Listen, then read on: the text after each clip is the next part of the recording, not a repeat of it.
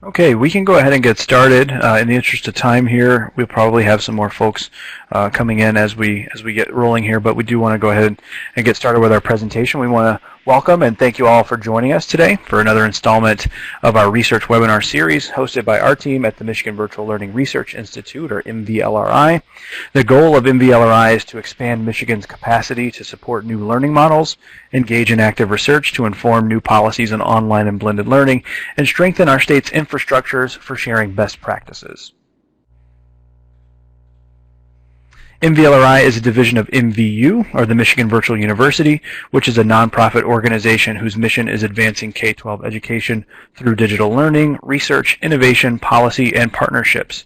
MVU also provides student learning services for K-12 students through the Michigan Virtual School, as well as professional development opportunities in blended and online learning through its Professional Learning Services division. And before we get started, just a quick disclaimer about our webinar.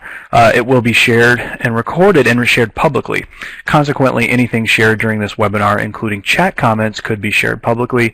This webinar may represent a presenter's or an attendee's personal views, opinions, conclusions, and other information which do not necessarily reflect those of MVU and/or the Michigan Virtual Learning Research Institute, and are not given nor endorsed by MVU/MVLRI unless otherwise specified. So I want to take a quick moment to introduce our presenters. We'll be hearing from them about their research on choice, cyber charter schools, and the educational marketplace for rural school districts. First, we have Brian Mann, who earned his PhD from the Educational Theory and Policy program at Penn State University. His research interests include education policy and leadership, social foundations of education, alternate models of schooling, charter schools, and school choice. We also have Stephen Kotak, who is an assistant professor of educational leadership and foundations at the University of Texas at El Paso. His research interests include educational policy, charter schools, school climate, the effects of social stratification on K-12 education, and quantitative methods. Welcome, Brian and Stephen. Thank you so much for joining us today, and I will hand it over to you. All right, well, thank you, Justin. I appreciate the comments, and I'm looking forward to presenting alongside of Steve today. So yeah, this paper and this project was really a team effort with a number of scholars here at Penn State University. Those include Erica Frankenberg, Ed Fuller, Kai Shaft, and others that we've worked with along the way to really dig in and look at charter schools and cyber charter schools in the Pennsylvania context. So just to kind of give an overview of this presentation, Steve and I will split the portions of the PowerPoint, and we'll go through and describe the background on charter and cyber charter schools. And in particular, talk about the Pennsylvania context and give some background on the policies that were put in place and kind of the ideas behind those policies. And then after that, we'll talk about our research as it relates to this context, what we did, what the design was, what the findings were, and then hopefully after we go through our research, we'll have some time for questions and for discussion. So I think before getting into our project, like I said, I think it's first important to lay out some terms and some definitions. So the first would be charter schools.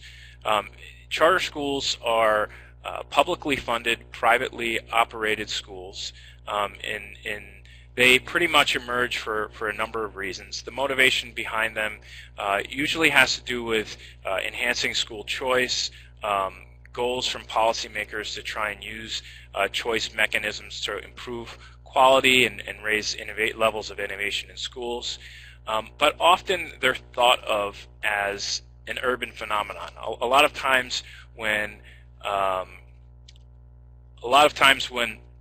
policymakers talk about school reform, charter schools, these issues, they tend to focus on how to reform urban schools through school choice, and a lot of times the conversation about rural schools is kind of put aside or an afterthought, or they don't come up as much. And so we'll dig into why that's important. Now, from that, there's been a movement related to this, and that's known as the online, and sorry, it looks like I lost my video, so I'll try to get that back online. Okay, so there's the online or cyber charter school. Now what basically that is, and there's a number of variations in different states and different areas across the country, but specifically in Pennsylvania, essentially what happens is it's a charter school, so it's under that organizational type, but the instruction is delivered over the internet. And in Pennsylvania, there's some rules in place where this has to be done in a full-time online type model. And so, the funding mechanisms behind this and how this works vary, but it's kind of a flavor of charter schools where students don't go to a building anymore, in particular in our context that we've studied, and they receive the content, instruction online over the internet. So knowing this, I think it's important to kind of frame another piece of our study. We did look at outcomes a little bit, but we relied on a lot of the background research and literature about charter schools and school performance and outcomes. And there's a couple things that seem to come across with charter school literature and charter school research.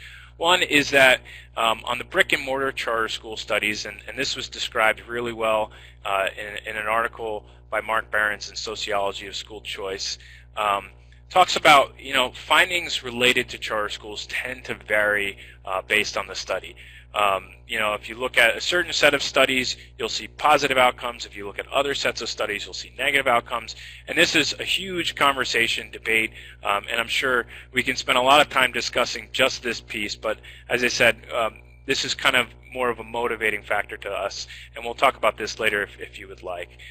In cyber charter schools in particular, looking at these metrics of performance, and this is just the cyber charter schools I'm talking about. So far, the research on the practices and the outcomes and some of those have seen pretty negative performance outcomes. And again, this is a specific set of indicators, and there's certainly a conversation to be had about what that means.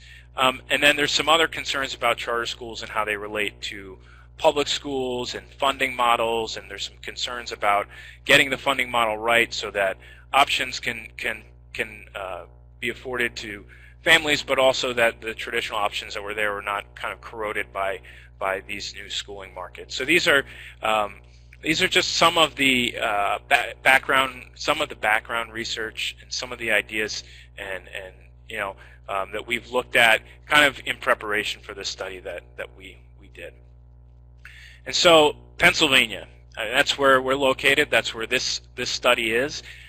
There's a couple of really important facts that you should know about Pennsylvania as we talk about this study.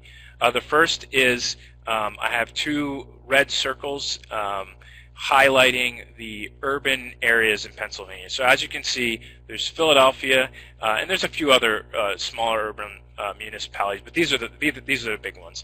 There's Philadelphia all the way to the east, Pittsburgh to the west, and the state is very rural. In the middle. There's a lot of rural school districts. In State College, we're almost in the exact center of the state.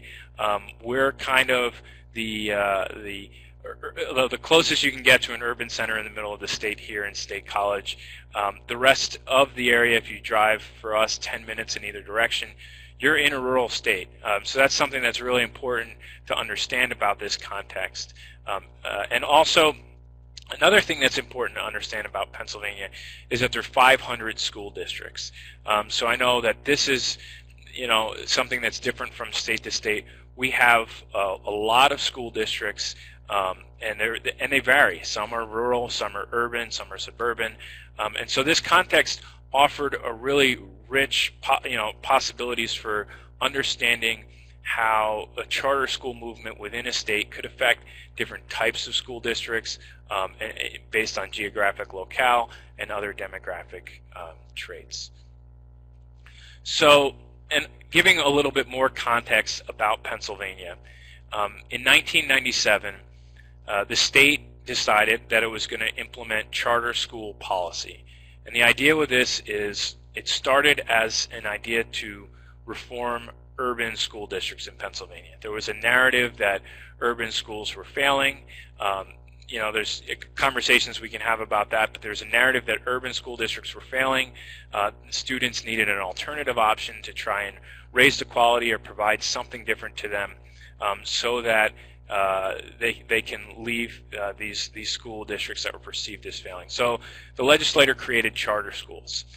One thing that happened, and one kind of interesting thing that happened out of this legislation, is briefly thereafter, someone, in the western part of the state, someone realized, hey, perhaps we can make a cyber charter school along with this policy idea and draw students from across different geographic areas to come in and choose the cyber option as a possibility. So the state kind of realized this and recognized this, and in 2002 they codified cyber charter school policy. And what that was they kind of just laid the ground rules for what it meant to be a cyber charter school, how to go about being authorized, which they decided the Pennsylvania Department of Education would authorize cyber charter schools, who could go to cyber charter schools, and essentially with the way the policy structure was in Pennsylvania, a brick-and-mortar charter school, a student's district needed to be within 10 miles of the brick-and-mortar charter school. For the cyber charter schools, the state opened it up. They said anyone in the state can enroll in any cyber charter school if they choose to do so. And so what started to happen was charter schools, which in Pennsylvania were originally concentrated, and still in terms of numbers are concentrated in urban areas, a new type of charter school, which is the cyber charter, became a very real possibility for students across the state in other areas, including rural areas. And so this slide, I think, is really telling about what this meant, and in terms of motivating our study a little bit more, what this meant in practice. So just it says proportional losses, and so what that means, what this map is here to show, is that it's looking at the distribution of students that leave, a traditional public school district, and so it was based on the losses of that traditional public school district. And this, I should have noted, is 2014, so it's pretty recent, and enroll in a certain type of school. If you'll notice on the slide that says brick and mortar, or on the image that says brick and mortar, you'll see exactly what I showed in the first slide about urban areas, where there's much heavier concentration of brick and mortar charter school students that are leaving traditional public school districts and entering brick and mortar charter schools. So those are concentrated to urban areas. If you look at the distribution of students in cyber charter schools, they come from across the state, and they're not necessarily concentrated. They're coming from districts all throughout the state. And so this motivated our research. What we wanted to know is we wanted to understand the enrollment patterns across geographic locales. So we wanted to kind of understand, okay, so now we know that cyber charters could and indeed are enrolling students from a number of geographic locations. We wanted to look at, we wanted to compare, to dig in and compare these and how they really did, compare, looking at some descriptive and analytical statistical methods to determine, is this just a visual observation, or is there's some merit to understanding this movement based on these geographies. And so that kind of sums up those other 2 points, is to kind of dig in and understand brick and mortar charter school movement. Is that indeed an urban phenomenon? And the cyber charter school movement. Are there districts that are more likely to enroll students, and what does that look like in practice? And so to accomplish these goals, we relied on data from a number of sources. We received a data set from the Pennsylvania Department of Education, and they provided us with individual student level data that allowed us to match the school district that they were originally, where the school district they were coming from, and what the geographic the geographic circumstances of that district were. And then we were able to merge that with the National Center for Education Statistics, that data from the federal government, to really get an understanding of all of the demographic traits related to the districts that students were leaving when they were making school choices. And so that I'll pass on the next part to Steve. Okay, thank you very much, Brian, and thank you all for having us, as Brian mentioned. I would just add one more thing about the data is, for the purpose of this study, we looked at 4 different years, so 2008, 2009 school year through the 2011-2012 year. And as Brian mentioned, in order to examine our research questions, we use both descriptive and inferential statistics. And really, for the heart of our analysis, we used logistic regression in order to assess if certain types of students, especially with the focus on geographic location, would be more likely to enroll in a charter school. And we ran the logistic regression separately, predicting if students were ever, over this 4-year period of time, enrolled in a brick-and-mortar charter school. And then we ran it separately to see if they were ever enrolled in the cyber charter school. Again, our main variable of interest for the study was if the student was from a rural area, urban area, town, or suburban area. So these classifications come from the United States Census classifications. We also controlled for a few other individual characteristics such as race, special ed status, and the % of free and reduced lunch students in the student's home district.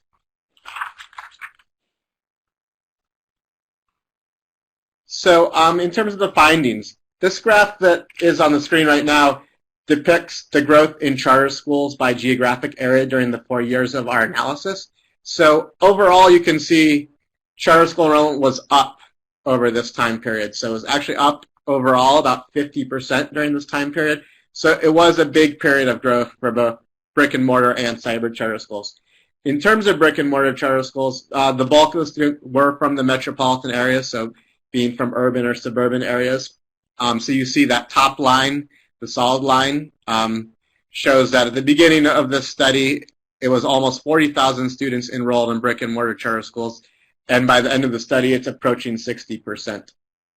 And then even while the lines at the bottom, which depict the dashed line, which show rural and town students, they look a little flat in comparison, but they also had some increases, not quite as large.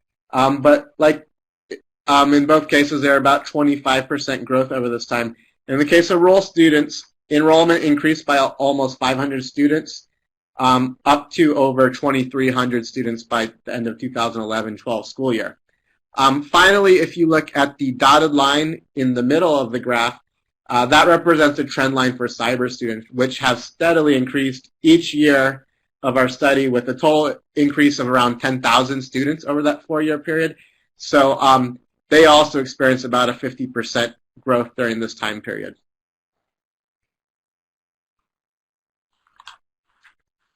As you might expect, with the number of students increasing, we also saw the number of schools increasing. So overall, there's an increase of 34 charter schools over this time. So you had a couple of schools closed, but the trend was that more charter schools are opening, with the vast majority opening up in urban areas. So you see the top line in this table, 80 brick-and-mortar charter schools are in operation in 2008, 2009 in urban areas. And by the end of 2012, that had increased 25 schools, so up to 105. We do see gains in all geographic types for brick-and-mortar schools, though. So there's an addition of 2 charters in both towns and 2 brick-and-mortar charters in rural areas. So proportionally, these are actually pretty large gains, considering, like in the case of town schools, it went from 3 to 5. So it was a 67% increase. Despite the larger gain in cyber school enrollment, only 1 new cyber charter opened up over this time. But of course, we have to consider the fact that cyber charters do not have to expand their physical space in the same way a brick-and-mortar charter school would. So they're able to really increase their enrollment without necessarily having to open up more cyber charter schools in the state.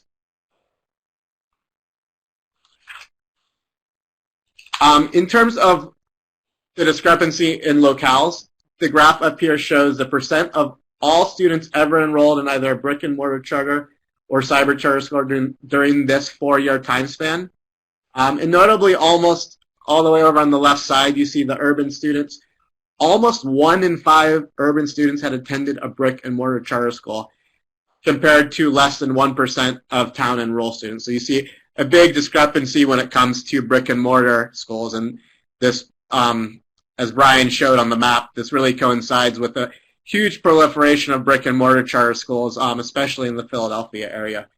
However, similar numbers of urban, rural, and town students had attended a cyber charter school. So if you look at the lighter shade gray bar on urban, suburban, town, and rural, you see kind of regardless of the locale, it's between about 2 and 3%, and with kind of the highest rates being in rural areas, but very similar for urban, rural, and town areas at about 3% having ever attended a cyber school during this 4-year time period. And now I want to share the results from the main part of our study, which was the logistic regression. So as you see on this table, we've condensed a lot on here, but we did it kind of intentionally. We wanted to juxtapose the coefficients for the brick-and-mortar regression with the coefficients for whether they ever attended a cyber school. So over on the left side, we do see the results for the brick-and-mortar, ever attending a brick-and-mortar charter school. And the blue bar over here is for the coefficient for students living in urban areas attending a brick-and-mortar charter school. And the orange being suburban and the maroon colors in town. I should say that the reference category is being compared to rural. So take, for instance, the urban, the blue bar. We would say that on average, an urban student was almost 5 times more likely than a rural student to have ever been enrolled in a brick-and-mortar charter school. Not quite as severe, but almost a suburban student was about 2 times as likely as a rural student to have ever attended a brick-and-mortar charter school. And then we see that there was no significant difference between town and rural area, so that was about the same. Moving over to the right side of this graph, we see the results for if a student had ever enrolled in a cyber charter school, and we see basically the opposite.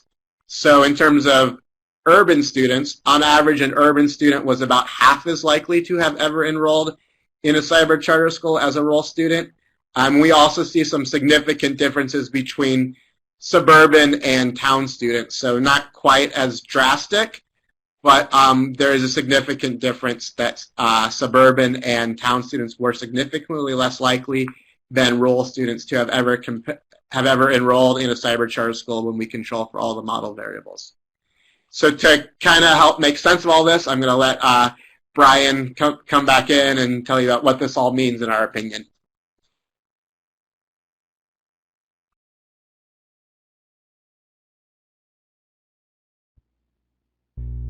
All right, thank you very much, Steve. So a few things. So I think this is the part where we start bringing up some concerns and some discussions. I already see that there's one great question down there that we'll try to address as we go.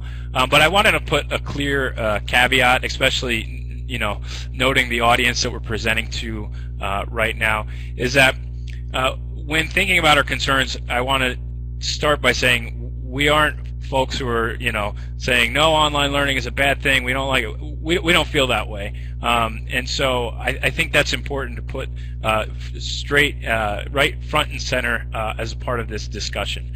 But what we will say is that so to date in Pennsylvania, through some of the Credo studies across the country, through some of the online learning studies and cyber charter school studies, I should say, there's a few things that we see and we recognize.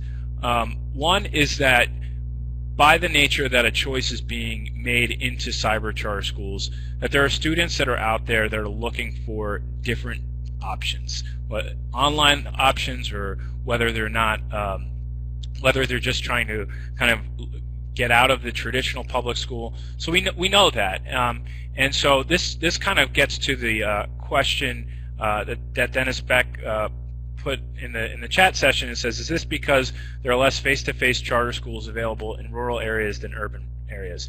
And I think that's a great question, because that very well could be the case. I don't know if we can say that definitively, but I think that the evidence we see is that by the nature of there being another option and that people are choosing it, it's clear that there are students in rural areas who didn't have a second option are choosing something different. We do also think, I mean, we've thought through this a bit, and as we showed, there aren't that many brick-and-mortar, face-to-face charter schools in rural areas, and we think it's probably because of how the nature of the funding formula is set up. The funding follows the student, and so in a rural district, in order to have a building and to have enough teachers, they'd have to get a large number of rural students to leave the rural school district and start a brick-and-mortar school. And there is a threshold. You know, there is a number that a school would need to have in order to run its operation. And I don't know if there's enough students in a rural area to achieve that goal. So that's just that's part of my response to Dennis's question. Also, and there was just another question in there about homeschooling, and we think there could be a kind of a correlation with those movements as well, although those movements were difficult to track because in our data set, homeschooling students were not listed, so it was difficult for us to tell if these the level that homeschooling related to this. But I will say that we started our study and looked at students who were already enrolled in a traditional school, and that was our starting point. So I think that the homeschooling conversation is definitely related to our conversation, but perhaps is a little bit separate from the study that we did. So all that being said, some of the things that we've looked at in background studies and research on cyber charter schools, there's a concern in terms of the learning that's happening there. Anecdotally, I've had some conversations with some cyber charter school heads, and they're definitely looking to find ways to improve their performance and have higher achievement ratings and things like that.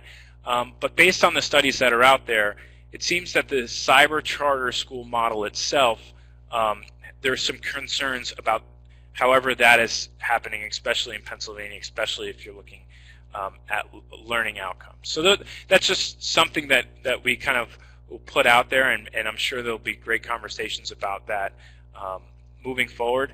And like I said, so I think leaving that at that for now would be good as I go through the next couple of slides. And so the final point on this slide is something I've already kind of touched on a little bit, and it was this idea of, hey, perhaps there weren't alternate options or in the rural areas because of issues of capacity, economies of scale. And in the urban areas, there's more students, there's more student movement. Like I said, perhaps maybe that's what the reason for the difference of these two patterns, cyber versus brick and mortar enrollment patterns. So as we think about this, and I think this is leading up to a possibility for more questions and a rich discussion, is that as we think about the model of cyber charter schools in Pennsylvania, there were a couple of other additional concerns. One is that, again, economies of scale, when rural districts started to lose students for the first time to cyber charter schools, those dollars disproportionately really hurt rural school districts because they don't have some of the economies of scale issues. So, losing, if you have a classroom of 20 students and losing 2 or 3 to a cyber charter school, that could mean cutting a teacher and growing class size. So that was a concern that's come up through conversations, interviews, and some other topics, not necessarily related to the nuts and bolts of this study, but related to some of the concerns we have about the findings we've seen. And so we're interested in talking about and looking at other possible models of online learning. One is thinking about perhaps we can achieve some of these alternate choice goals through other models. For example, I know in Alabama there's a model where school districts go for the contracts. They're required to provide online learning, and they seek contracts at the district level to offer the exact same type of services that we see cyber charter schools provide in Pennsylvania. Another could be a statewide virtual school model, and I think this is definitely a direction for future research, and again, related to this study, but not exactly aligned with all of this conversation, but related, is to think about, is to compare the cyber charter school model in Pennsylvania and models that we see in other states. Also, something that happened in Pennsylvania had to do with funding and reimbursements. Think about that a little bit in terms of the full funding follows the student model and what that means for organizations that are already in place, relying on some of that money, and how that affects students both leaving and staying. And also to have conversation about accountability and what that means in a cyber charter school space. One thing I will say is that I know accountability measures are difficult. I mean, drawing all our conclusions based on a few studies of discrete learning outcomes at the end of a year is not necessarily the best way to go about doing that. So I'm sure we can have other conversations about other ways to assess online learning, cyber charter school models, to see if they're meeting some of the benchmarks that they seek to meet. And so I think this leads with a final question, and I think I'll let Steve chime in here as well, is that the final question we have is that based on some of this emerging research with the cyber charter schools, something we ponder is the answer to try something different, one of those other models, or to work with cyber charter schools to improve on some of those learning outcomes and metrics that we've seen that have concerned us. And related to our study, this is especially important for rural students in rural states, because this is the first time, looking at those distributions of student populations and movements. This is the first time the charter school movement in Pennsylvania has engaged with rural school districts and has affected rural school districts, and so this conversation will be especially important for rural districts and rural students moving forward. So Steve, if you have any other comments you'd like to add? I was just going to say one thing that was kind of interesting to me in doing some other research, and I think Brian's done some research around this too, but looking at how districts respond to, for lack of a better term, the threat of cyber schools, especially in these rural areas where Brian mentions, if you have 20 kids per grade, losing 5 students can be really detrimental to your bottom line. So in interviewing some rural superintendents and principals, a lot of them talked about how it has driven their own innovation. So that's one of the promises amongst charter school proponents, is having this competition will drive innovation. So in at least a couple of rural districts, they're being very responsive and initiating their own kind of part-time online learning programs, because basically they need to get these kids back into their school district in some cases if they want to remain viable. So I do think, one positive of the cyber schools is that it's driving some technological innovation going on within some of these rural schools that may have been kind of stagnant for many years because they were the only kind of option in town. So I would just add that as one benefit to it. Sure. I saw a question in there looking through, and it said, well, are they all dismal failures? And I think that's a really important and great question to ask.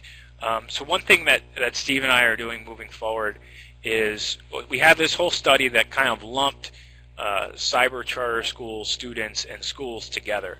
And so one thing we've started to do in addition to this is to look at student enrollment within the cyber charter school sector, and to look at a few questions related to that. Look at different models in terms of size, and if the size, and I guess the question that we're going to be pursuing with that portion of the study is to look at what are the demographics of students that enroll in particular cyber charter schools. Is that different, or are they all enrolling the same group of students? And I can say, kind of previewing some of what we've seen through that work, is that there is stratification within the cyber charter school sector. Stratification along lines of race and socioeconomic background. So it was really interesting, and I urge you to look out for that when it comes out, when we have that paper out, to see that, to look at how populations of students are different among the cyber charter schools, within the cyber charter school sector, because we are seeing that there are differences. And then from that point also to think about each one of these schools in Pennsylvania, the population of student enrolled, the performance measures per school. I will say we've started to look at that, and in terms of the PSSA scores and the growth measure models in Pennsylvania, we have a situation where it seems like the vast majority of the cyber charter schools were performing lower relative to the traditional public school districts, but we really have to dig into that because, of course, there could be functions of populations of students. So there's a lot of interesting work to be done to understand who chooses which cyber school, why they do so, and how that relates to overall performance within the sector and things like that. So I'm seeing a couple of other questions. Go ahead, Steve. Oh, I think Susan brought up the point that a lot of times cyber schools do take on more difficult students, which I do think is partly the case. Students that are not performing as well in the district, so they want to try something new. And then I do know states like New Jersey are actually using cyber charter schools selectively. So they're actually only using cyber charter schools at this point for things like credit recovery and these students that have been struggling behaviorally in school districts. There was a question, Brian, you might know about the Credo study and the virtual matching. Yeah, so the way the Credo study worked is they did their best to try and match students along the lines of a number of factors, and to see if when they match them on race and different situations, if similar students from similar situations performed, what were the difference between those performance levels? And they tended to find that still the cyber charter schools were related to lower performance. But I think there's also an important turn in this conversation here. There's a couple of ways to look at that. If we get a really good handle on the population or the types of students who are likely to enroll in a cyber charter school or an online learning program, I think that's where we start in terms of designing how these programs look. And through different, like I said, different interviews and different experiences I've had throughout Pennsylvania, site visits to different schools, I think that some of the cyber charter schools are realizing that and are starting to grow in that direction. I will say that, from the visits I've had, you've had kind of a bimodal distribution, or you've had two separate groups of students that were in these schools. One was student population, in this model that's thriving. And I would say that was about 20% of the students that were independent learners or had homeschooling support or had support elsewhere, and we're doing a great job. And the thing that was offered for them was really helping. It was, in some instances, they were students who the regular school was not challenging enough, and independent learning was for them. And that's the case, and that's the model for those types of students. Great, But then there was another pocket of students that enrolled in cyber charter schools, or this mainly cyber charter schools. And then the term that some of the administrators used were, these were my invisible children. So these were the students that enrolled and never showed up. Now, designing for that is very, very difficult, and I think some people would say, oh, this is a way for them to be truant while still being enrolled. Getting a handle on that phenomenon and how widespread it is, and thinking of ways of designing either individual programs or particular models that support those students with an online component, or what have you, I think is going to be and it's an important conversation that I know folks at iNicole are having, and some of these other organizations, and I think that's definitely where we need to go. But Steve and I, our end is understanding who these folks are that are enrolling is an important step. And there's another question about how many students stay longer than 1 year. Brian, I don't know if you know this off the top of your head. We did notice, though, that there was a big kind of turnover of students that would try the cyber school for maybe a year or half a year and then go back into a brick-and-mortar charter school or a traditional public school. So wasn't it like over 50% of the students in the 4-year period? I'm not sure we have to dig in because you and I just put out completely different numbers, but there was a large chunk of students, that did not stay for more than a year. But a lot of students did stay, so I think that's important too.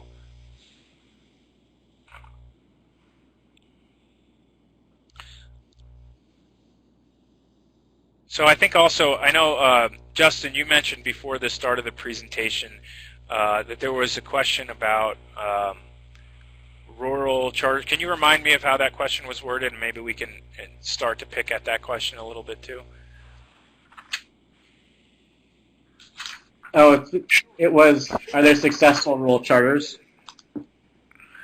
Yeah, so we had a question from Alan Pratt, who is the Executive Director at the National Rural Education Association, who is unable to attend today, but he just wanted to know if you guys could point to any evidence of successful rural charter movements, whether they be cyber or face-to-face. Okay, yeah, so I mean, in Pennsylvania, I think that's a difficult question to answer because the brick-and-mortar movement has been really, like we said and like we showed, it has not been too strong, and that's not something we've done, that we've looked at in particular. I think that's a great direction for research, is to look at success rates at different areas. So, and I think it's also important of how we define these types of things. So, defining success. Even defining rural, if it means a rural state or if it means a rural district, I think would be interesting. But offhand, Steve, I don't know if you have any information, but there's nothing I can think of immediately. But I think what would be good is if we can arrange each other's. If Justin, you can arrange maybe an email or something, we can look for some findings that relate exactly to what he's looking for. Yeah, I don't really know about, in terms of kind of academic metrics. We were surprised to find in the Gettysburg area in Pennsylvania there was 2 charter schools, and one of them was a Montessori model. So I can't speak to the success of that, but I do think that's kind of a situation where there probably wasn't a Montessori-style public school for many, many miles in that area, and now that's something that's being provided in Gettysburg, Pennsylvania. But again, I'm not going to speak to the success of it or anything like that, just in terms of innovation and offering something different.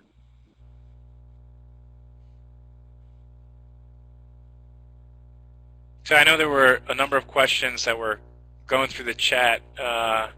If you could, okay, there's another one. Did you look at student enrollment patterns by student race? We did, and if I think, Steve, if I recall, in the cyber charter school, our reference category was white, and I can pull that up. I don't want to start spouting off things that I don't have immediately in front of me, but I think in cyber brick and mortar, I knew that African American students were more likely to enroll, and I think there was one subpopulation besides. Again, white was the reference category. There was one subgroup that was more likely. And I think that was Native American in Pennsylvania, and the rest were less likely to enroll in cyber charter schools when putting them together. I will say that some of those findings were not as strong or as powerful as geographic locale, so I wouldn't put too much weight or stock in them. I know my supposition relating to this is that. Anecdotally, it seems that different cyber charter schools tend to recruit through various means different populations of students, and that's something that we've started to see within the cyber charter school sector. So I think there's a lot of noise when we aggregated it all together. Yeah, I would say that actually what we found interesting is when we combined all the cyber charter students, it actually closely resembled the state averages for things like race and free reduced lunch. But as Brian mentioned, we're doing some ongoing work kind of looking at the individual cyber charter schools, and there does seem to be some differentiation with certain cyber schools, say attracting more African Americans, and other cyber charter schools attracting more white students. I also see this question about, do the cyber charter schools provide free internet and computers? And Brian, you probably know more about this, but I do believe they do, yeah. do provide computers and internet. One of the issues that comes up in some of these rural areas, though, if you do lack broadband coverage in the area, that's something that the cyber school can't really do much about, except maybe lobby somebody to get broadband in the area. Yeah, the way it works is they provide the computer and they provide a reimbursement for the internet bill. So the family would show their Verizon bill or however they have that set up, and then the cyber charter school would cover reimbursement.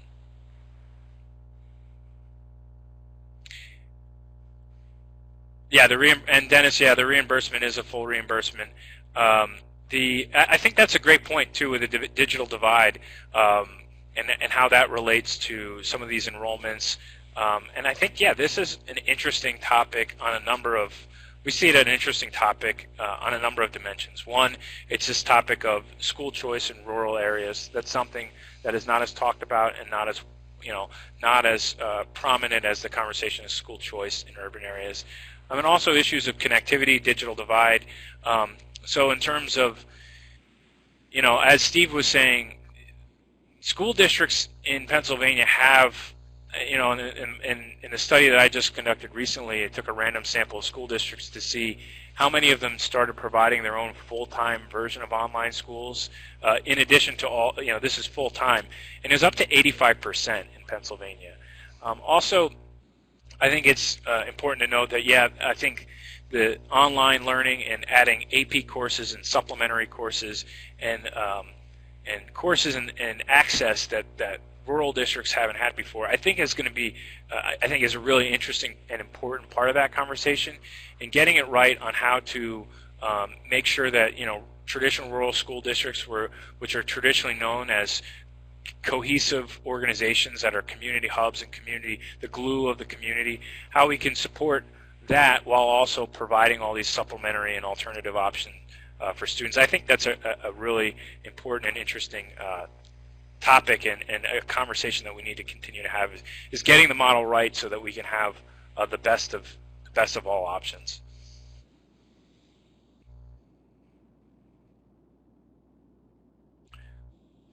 So I haven't seen as many questions in the chat. Maybe I'm missing some. I think, Steve, that's all I have at this point. So if there are other questions, we'd be happy to. We have 10 more minutes, so we'd be happy to answer them. Yeah, I see some typing in the chat box. So yeah, let's keep going through the questions.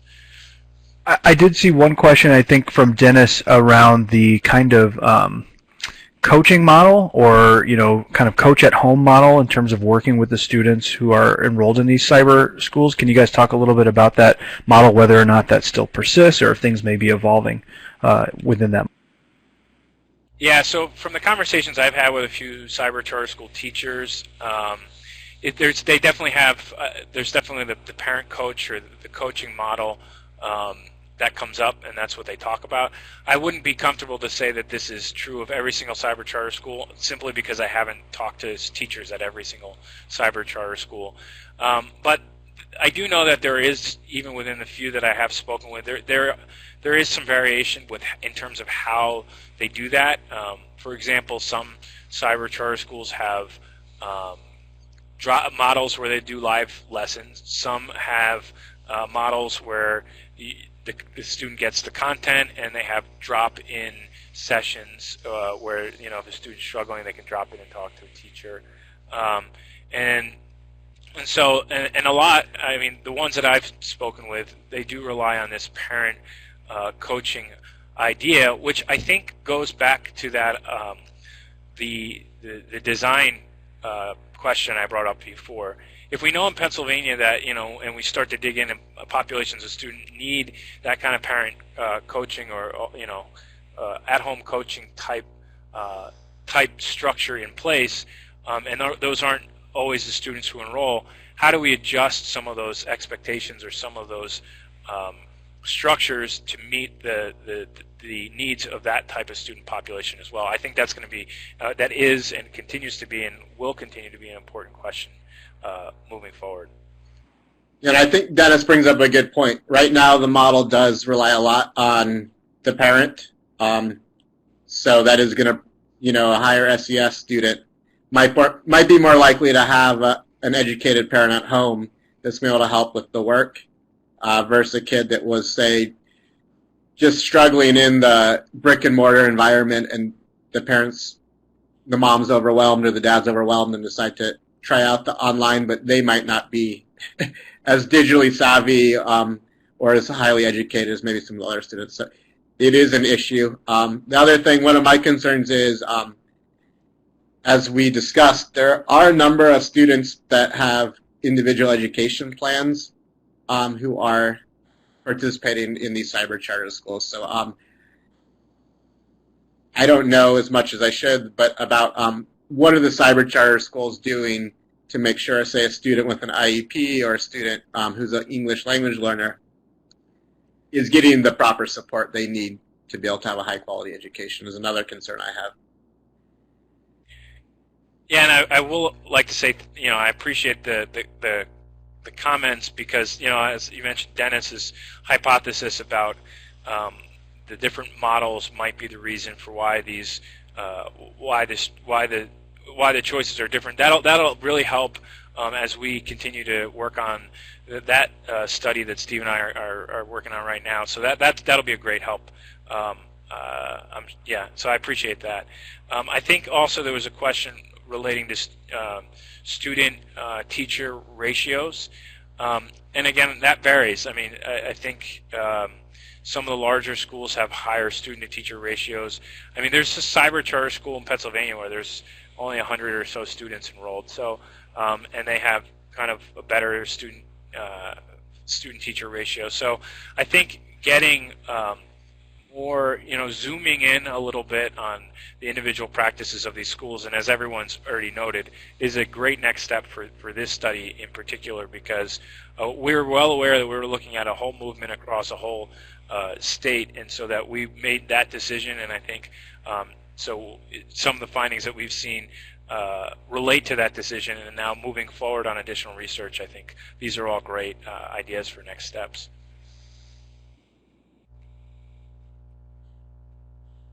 And so another question is, well, go ahead, sorry. No, I'm sorry, Brian. We have time to answer that one last question. Okay. So yeah, the question is what is a desirable, and this is by Susan Lowe's, thank you, what is a desirable student-teacher ratio in this type of learning? I think that also depends on the model of the online learning itself. So if they're doing, so one thing that happens a lot in online schools is that teachers do a lot, well, obviously, and this is true everywhere, but teachers do a lot of grading.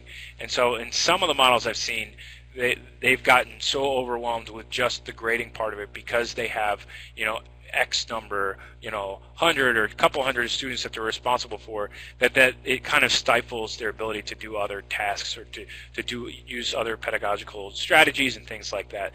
So that's something that's important to note.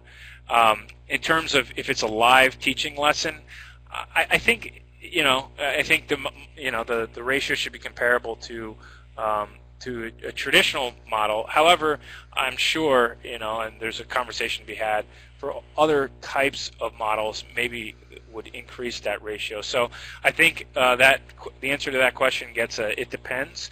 But from the way the models are right now, I mean, I think comparable to a traditional classroom would be ideal. So that's just something to think about. Yeah.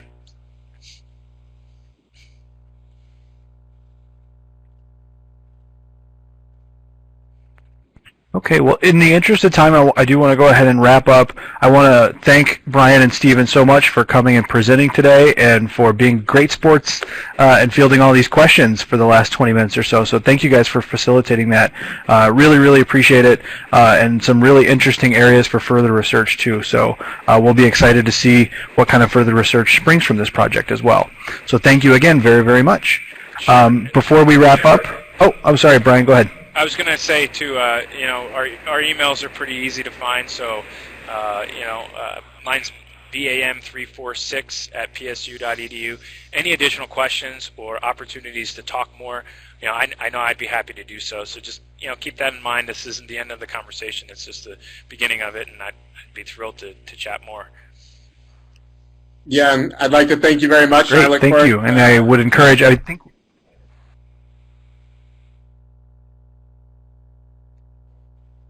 Well, I was going to say thank you very much, and I look forward to joining some of your guys' webinars in the future. This is great work and a great platform that you've provided. Great, thank you. And just to make mention also, we do on our webinars page on our website, we actually have listed your guys' or linked your guys' email addresses from your name so folks can reach out to you with questions about this research. So just a couple quick slides from me before we wrap up. Just want to make mention of some other initiatives that we have ongoing. We have our Virtual Viewpoints podcast series, which we recently just published a recent episode where we chatted with B. Vong, who is the director of the Proving Ground Project at Harvard University's Center for Educational Policy Research, and they are doing some rapid cycle research services with school districts and state education agencies around educational technology software implementation. So really encourage folks to go and check out that latest episode to learn more about the work being done over at Harvard. We also have our guest blogger program. So we are actually actively soliciting always blog content for our blog. So if you'd like to come and share some of your research, whether it's completely finished research or it is research in progress that you'd like to share with folks, we are happy to host that platform, so you can click that link there to learn more about being able to write for our blog as well.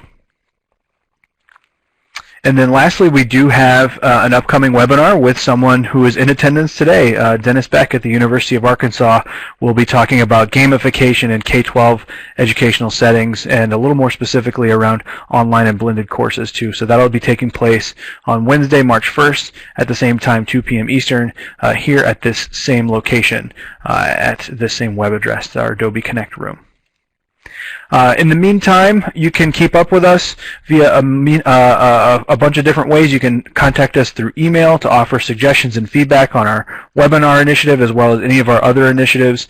You can sign up for our mailing list by clicking that link there, and that way you can stay up to date with all of our ongoing projects. You can also follow us on social media. We have a Facebook handle, a Twitter handle, a LinkedIn page, and then we also have our YouTube channel, which actually hosts all the recordings of our webinars, and you can expect the recording of this webinar to be hosted there within the next 24 hours or so. And then if you go to our website at mvlri.org and then /presentation/webinars, you can see all of our upcoming webinars as well. So thank you again to Brian and Steven. We greatly appreciate it. We hope everyone enjoys the rest of your week. Take care.